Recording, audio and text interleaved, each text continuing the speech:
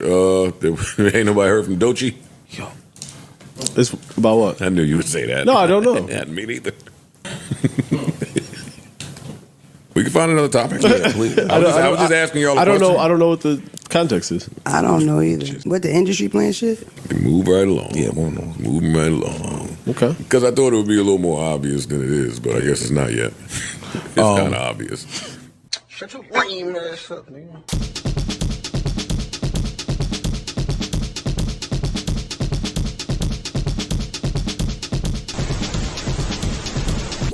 You already know what it is. It's your boy Lightwalker X here, and we're back with another video. And this is going to be a quick one. I just wanted to get this off my chest, but I had said this a while back. This video is about Doechii, and essentially we've seen Joe Budden give another horrendous take out of the many he has given over the last several years. But in terms of something that we've seen online a lot lately is this argument about Doechii and this myth that she is somehow an industry plant, which, you know, we attach this industry plant label to artists, and we've been doing it lately because we've seen, right, obviously situations where artists arise and it's suspicious. But to me, the only time I would really use the term industry plant is when I notice that the artist is lacking any real talent or is not putting any effort into the type of music or art that they're trying to put out. And if you're somehow being pushed and propelled to be at the top out of nowhere and you didn't really work and you came out of nowhere and your art doesn't reflect the genuine creativity that a real artist would have, then I'm looking at you like, okay, clearly there's an agenda here. Clearly there is some type of push or financial backing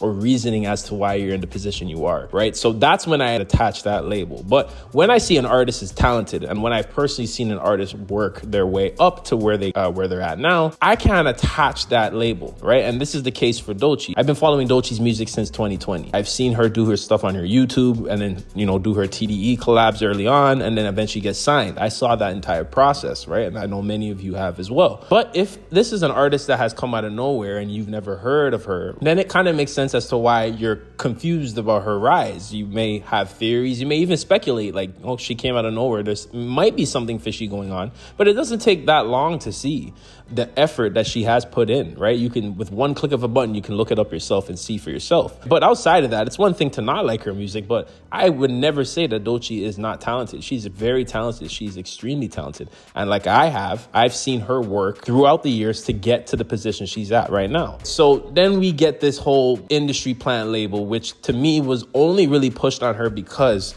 of the rap battle of last year. Her close proximity to TDE, she's obviously signed to them, but her close proximity to Kendrick, I think did some slight damage because the angry fan bases, which is obviously mainly only the Quarter Owls and the Barbs, took out their anger based on what Kendrick did to Drake. They took it out on her just because she's affiliated. Anybody that's affiliated with TDE or the West Coast right now is essentially just going to be a target. But Doechii was literally co-signed by Kendrick after putting out a phenomenal mixtape, which is what she won the Grammy for. Kendrick then says that she's the hardest out. And ever since then, at least from my recollection, this narrative of her coming out of nowhere and being an industry plant started to appear. I did not like that because I've said it. I've been following her for about 5 years now, and I've seen her rise. I've seen her work to get to where she is right now. And she deserves it. She's incredibly hardworking, and she puts in so much effort into her music and performance. So there's no way that I would attach that industry plant label to her. But out of saltiness, we see fans from the other side and all these other bitter fan bases start to attack her for that. And then when she won the Grammy, oh, of course, it was free reign on her. She dropped Anxiety, which definitely pissed a lot of people off too. She did a remix to a song she made many years ago, a cover of a song that she did. And that in itself is proof that she's been around. And at least to my knowledge, I think she's been making music for at least 10 years now. But she did her YouTube in the late 2010s and it was starting to gain some traction. So the process is all there. It's evident. It's already been documented. But people are lazy. They have never heard of her. They're going to say, yeah, she came out of nowhere. She's an industry plant. I'm just not going to bother looking it up to see because I already have come to the conclusion in my head. See, I don't think like this. This is a very adolescent, immature, dumb mentality to have. And it's only there just to validate your delusions, which a lot of people love to do. So now we see this industry plant label has stuck in 2025. She's won the Grammy. She dropped Anxiety. It was a big song. It went up on the charts. Her album is still on the charts. And she's had a phenomenal year. Lauryn Hill had her come out at her concert and on her tour. So it's been an amazing year for her. But that label has been on her since that award. Since that award win, she has been catching it from these fan bases. They've gone out of her way.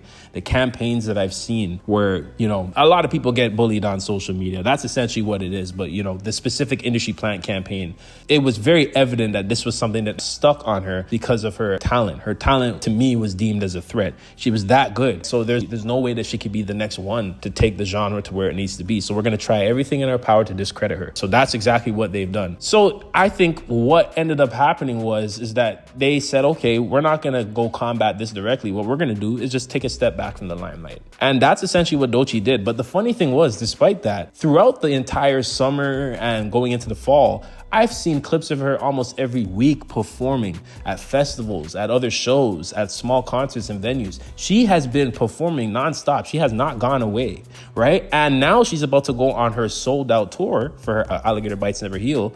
And after that, she's about to do the GNX Australia shows and then with Kendrick and Schoolboy Q. So that's going to be a whole new feat. She's going to be in a stadium. I don't think people understand how massive this is going to be for her. So she took a step back, but was still working. She didn't go nowhere. Her songs and her albums are still going back on the charts and she's still doing her thing. But this is the part that's insane to me. Now we hear Joe Budden say, oh, she's gone away, and he's trying to insinuate that could be suspicious.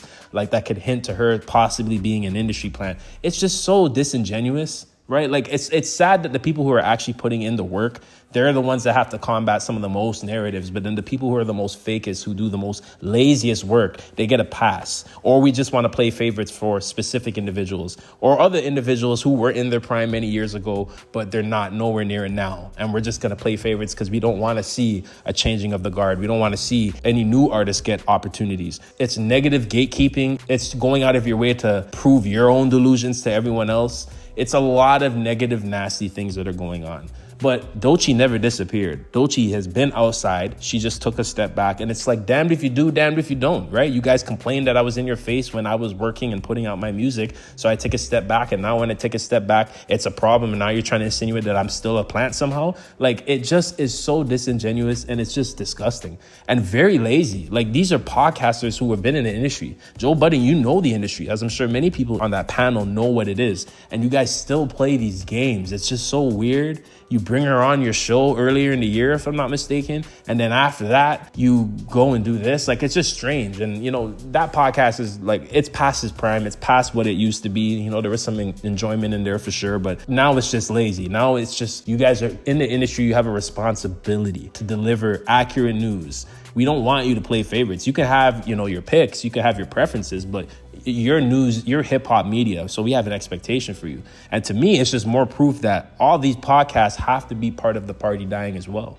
right? Like, these people who hold a voice in the industry that are playing favorites, that are going back on their word or back on things that they've done or said, to me, they got to go. If you don't have a moral backbone, if you're not going to be in this for the genuineness of it, you got to go. And I don't care how long you've been in the industry. I don't care what you've done. If you are doing damage to the industry by behaving like that, you should have no place in it. So that's where I stand with all of this. And it's just very confusing to me that, you know, they're trying to still make this Doechii thing stick. And it's only going to get worse for the people who don't like her, because she's about to go on a sold out tour. I already know she's going to incorporate a lot of things on that tour in terms of performance. And then after that, she's going to go do a stadium. I don't think people understand when she does the stadium with Schoolboy Q and Kendrick, that is going to be something we ain't never seen before. And as far as I know, she hasn't performed in a stadium either. But now we're going to hear her song go up.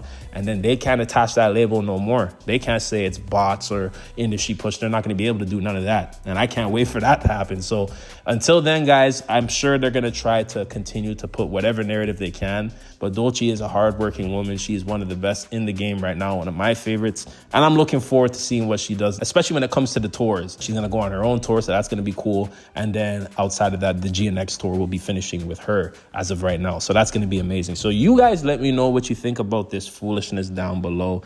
They're going to keep trying to make whatever label they can stick to, disregard the hard work that these artists put in. But make sure you guys keep supporting the genuine ones, and we keep calling out the fake ones, whether they're artists or the media. We're going to make sure that we keep it 100 all the time. So you guys let me know what you think down below. Hope you guys all have a wonderful day. Don't forget to like, comment, share, and subscribe for more, and hit that bell for notifications. And I hope you guys all stay blessed and stay tuned.